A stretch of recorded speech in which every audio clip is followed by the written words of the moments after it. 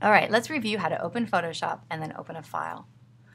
Let's double click on our hard drive, go into Applications folder, go into the Photoshop folder, and double click. It will launch Photoshop. There we go. Now we want to open this retouching file in Photoshop. We can right click, open with Photoshop. We can drag it over the icon in the dock at the bottom and open in Photoshop, or go to File, Open, and open that way. You can also open it from Bridge or Mini Bridge. Cancel. So we've got it open, and let's take a kind of quick tour around Photoshop. Got our toolbar right here. You can double click on the top to make it single column or double column. Right here is the tab that tells you what file is open and the percentage it's being viewed. Name, percentage, color space, and bit depth. If you open another file, let me just do that so you can see, it will open as a tab, not a new window. You can, however, grab it, pull it out, and work in Windows if that's what you prefer. If you'd like to stick that back as a tab, kind of keeps the workspace clean, just drag it back. You see the blue line highlighted, and then you can choose which window you'd like to be working in. I'm going to grab my Move tool. At the top are your options bar. Right, this is your option bar, and every time you change to a different tool, the options will change.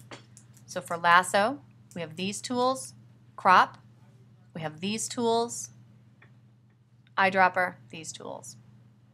In the toolbar, in the top, we have our selection tools.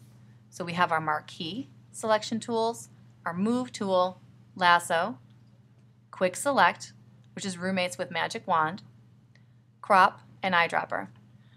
Every time you see a little black triangle in the corner of a tool, that means that if you hold that down, there are other tools that live there and other options. The second set is for editing. We've got our retouching tools in here, the spot healing brush, patch tool, content aware move. We have our brush and mixer brush, our clone stamp, the history brush, eraser, gradient, the blur, sharpen, and smudge tool, which we'll never use any of those, and burn and dodge. The next section, we have our vector tools, our pen tool, our text tool, our selection tool, and our vector shape tool.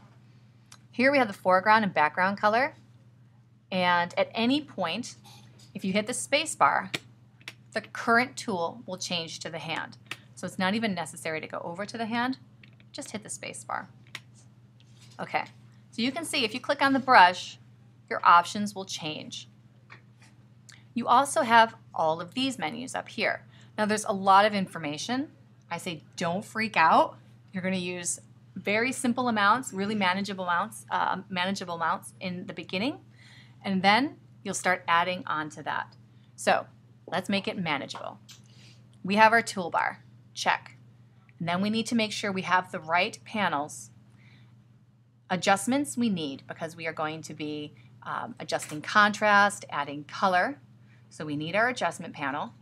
We need our layers panel. And the other panel I like to have out and accessible is the history panel.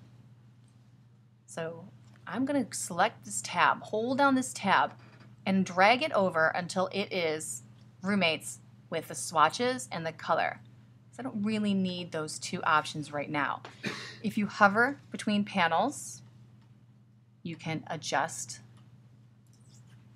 the spacing. With the history panel there, the adjustments and the layers, I can go to this little pull-down menu and say New Workspace and name it.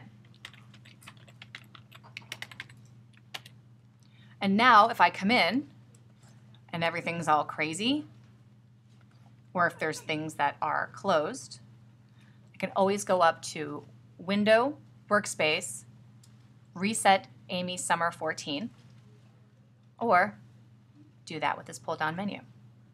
So now I've got my workspace, my image. information at the bottom about the zoom. You can also change this from document size to current tool to document dimensions. I like the size.